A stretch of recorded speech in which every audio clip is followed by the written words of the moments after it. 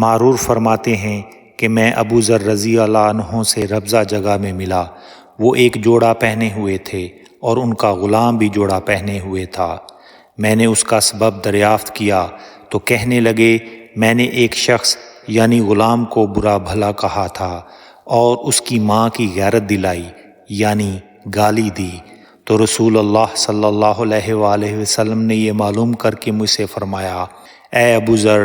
تو نے اسے ماں کے نام سے غیرت دلائی، بے شک تجھ میں ابھی کچھ زمانہ جاہلیت کا اثر باقی ہے۔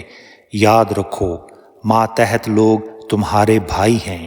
اللہ نے انہیں تمہارے قبضے میں دے رکھا ہے،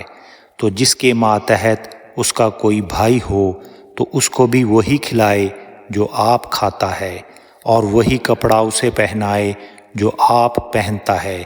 اور ان کو اتنے کام کی تکلیف نہ دو کہ ان کے لیے مشکل ہو جائے، اور اگر کوئی سخت کام ڈالو تو تم خود بھی ان کی مدد کرو۔ صحیح بخاری حدیث نمبر 30۔